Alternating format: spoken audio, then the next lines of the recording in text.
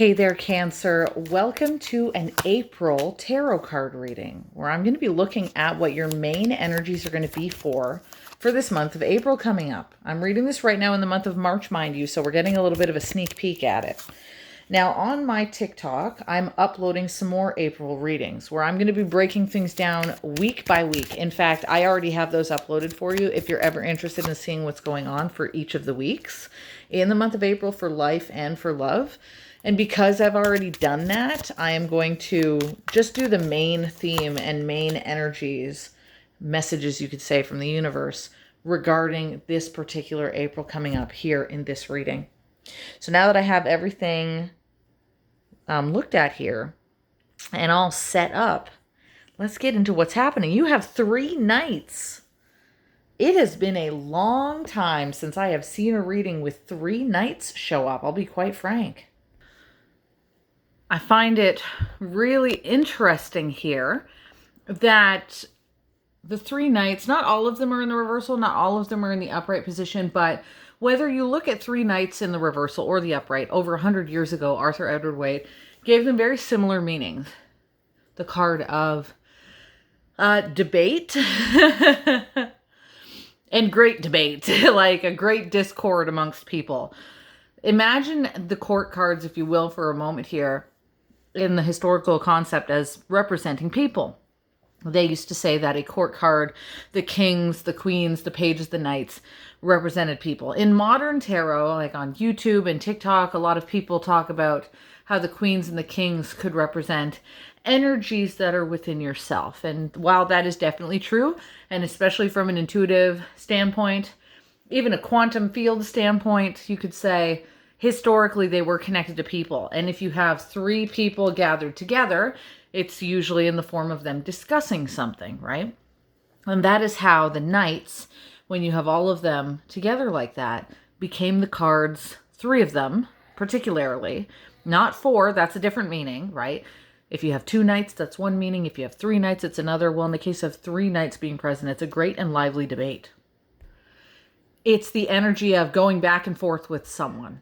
Not usually just like online, but it can be, but it's not just a passing communication, you know? It's not like you're just like, you see someone on a Saturday and it's just like, oh, hey, how are you?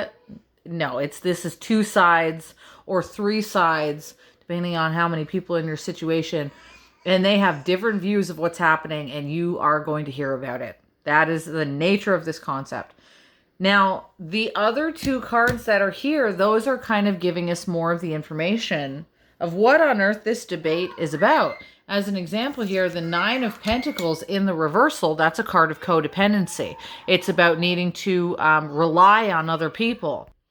The upright position of the 9 of Pentacles is somebody who's on their own, somebody who's independent, like financially, abundance with their finances, someone who's got a really good reputation for having their head on their shoulders, but they get it done on their own, and they have a tendency to like stand out from the crowd, right? So it's about independence, but in the reversal position, the 9 of Pentacles can become a concept of codependence.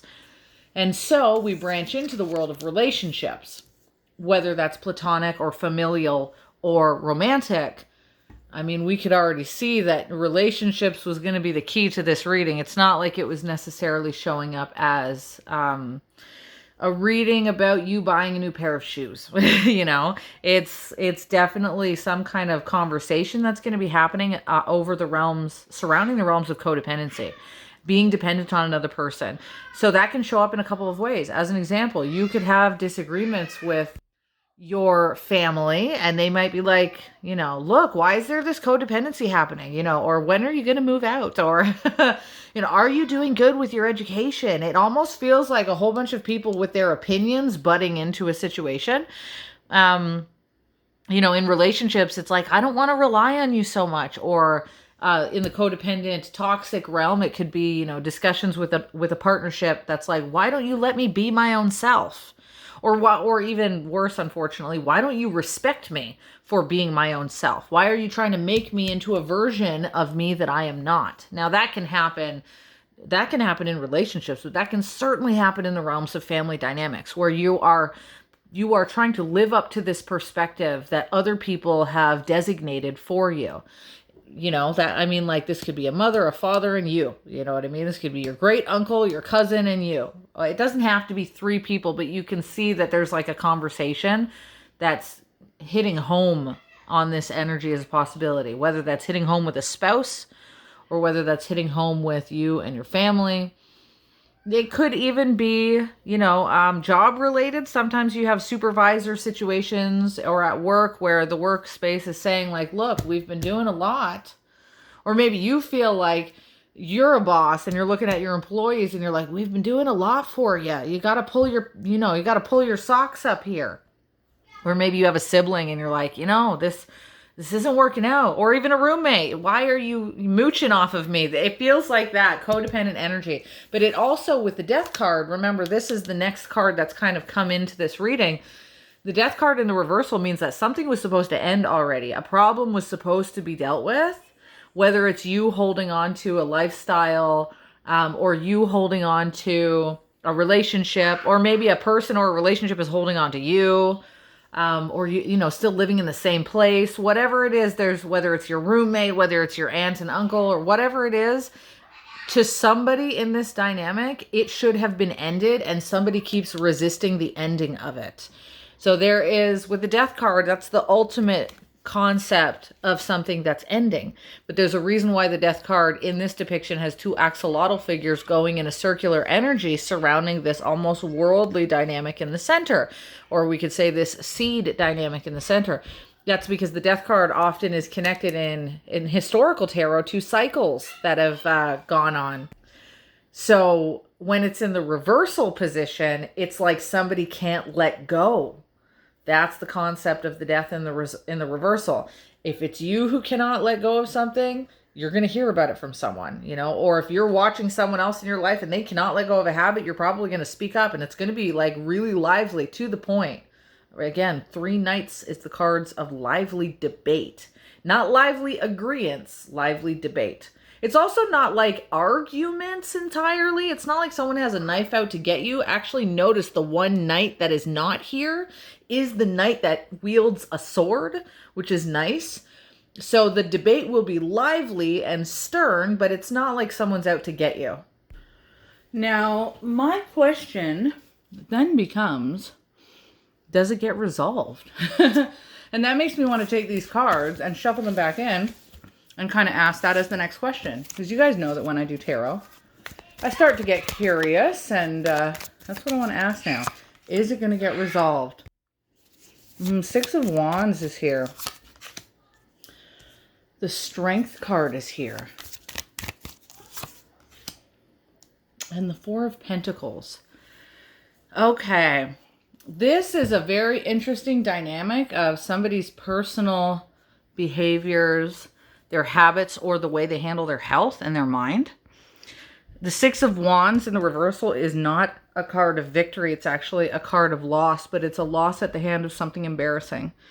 Like somebody trips and falls. I use that as a metaphor, though, because the traditional tarot of the 6 of Wands is a depiction of a gentleman who's riding a horse, and he's so close to getting home. But he's riding on this horse that has this gigantic cloth over top of the horse. The cloth is so long that if the horse isn't careful, the horse will get its feet tangled up in this long garment that it's wearing. And that is how the 6 of Wands in historical tarot, at least the Rider-Waite-Smith concept, how it became a card of getting so close to something and then fumbling it. Sometimes it shows up as fumbling a relationship. Sometimes that comes in the form of fumbling an opportunity or fumbling a job.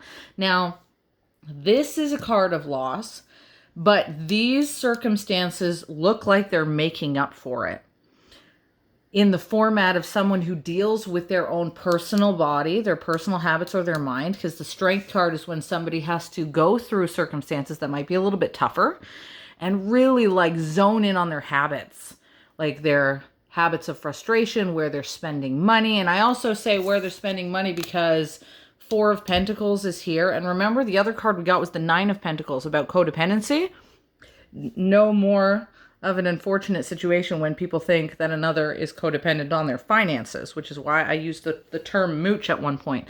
Not saying you're a mooch or somebody else is a mooch, but I am looking at the cards of people who are holding on to and really have a certain idea about money.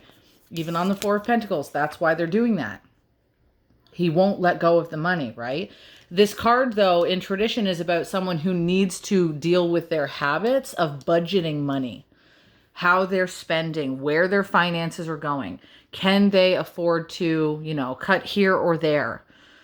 Take it from me as a woman who has a driver's license, but I refuse to get a car because I am not going to pay for god-awful gas and god-awful insurance, or for many years that I did my tarot. Again, not to say one is better than the other, but realistically, when someone can cut certain expenses or really work on their spending, they have to. Like when I did tarot, I was saying for the first, 6 years that I did tarot back in 2006 to 2007 and onwards, I started to do my tarot because I couldn't afford a phone and I couldn't afford internet. So I took a blank phone to a Wendy's or Tim Hortons parking lot, and I used their Wi-Fi to do live streams of tarot. Again, not having a car or anything. This looks like somebody who's really going to have to tighten down with their finances. That's why I bring it up. And just like me, there are people in the world who actually go to those levels and grip down on their habits and their habits of spending and how they're dealing with their plans in the future, and they adjust the heck out of them. So this is the debate. This is the great debate that you're likely to have with somebody, or even, I would say even with yourself. But again, these cards are about speaking to other people, but you might be in your own mind about what other people have said to you at some point, right? But it's that concept of like people having this focus on how the habits and codependency are affecting things like finances and whether there is like a bit of a blunder with the situation. Ultimately, when I ask the question, will this resolve itself? Not initially, because the Six of Wands is in the reversal. What will help it, not resolve it, but what will help to make it easier is if somebody takes their habits with the Strength card and really grits their teeth so that they are holding on to what they need to and removing the rest. That's in finances. Like if this is the kind of circumstance that comes in relationships though, then it could be somebody who's really got to focus on what their habits are like in the relationship, especially if those habits have to do with somebody not being able to let go of something. Then you'll have to zone in on that, because there's you or your partner as an example, because the Six of Wands does insinuate that somebody does something that's a bit of a blunder and is a bit embarrassing. It's a bit of a loss. And that needs to be looked at so that it doesn't repeat itself in the future. This is the key. Is the situation resolved? No. But the best thing you could do is make sure it doesn't happen again. That's my point, right? So I will leave you guys off with that. That was a little bit of a human-based reading. That's something that a lot of people go through once or twice or 3 times in life, whether it's with finances or whether it's within a relationship where someone's anxiety is getting the best of them. Whether this is you or a person you're focusing on, it's a very human thing to go through. So don't beat yourself up for it. Many people are in these circumstances. Everyone's just trying to survive these days. Everyone's just trying to find a little love these days, right? So I will leave you off with that. If you're interested, though, in any further week-by-week analysis, again, you can check out my TikTok, because your week-by-week circumstances are going to be uploaded in life and in love for free on my TikTok for anybody who's interested. I will leave you off with that. Thank you very much for joining me here, and ciao for now.